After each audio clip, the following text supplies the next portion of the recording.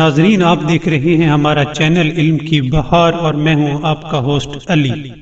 ناظرین، ایک دفعہ کا ذکر ہے کہ رسول اکرم لوگوں سے مخاطب ہوئے اور فرمایا، اے لوگوں میری بات غور سے سنو، جب تم کھانا کھا لو تو دسترخوان پر کھانے کے بچے ہوئے ٹکڑوں کو اٹھا کر کھا لیا کرو۔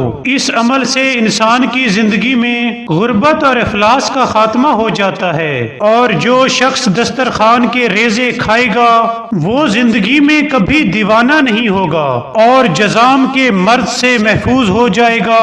سفید داغ یعنی برس کے مرض سے بھی وہ محفوظ رہے گا۔ تب رسول اکرم نے فرمایا، جو شخص دسترخوان کے ریزے کھا لے گا وہ یرقان کی بیماری سے محفوظ رہے گا، اور ابھی وہ ٹکڑا اس کے پیٹ میں نہیں پہنچے گا کہ اللہ تعالیٰ اس کے لیے جنت لکھ دے گا۔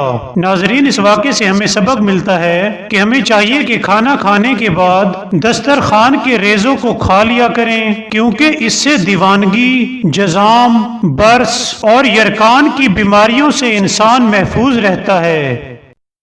ناظرین، اگر آپ کو ہماری ویڈیو پسند آئی ہو تو سبسکرائب کرنا مت بھولیے گا۔ Thank you.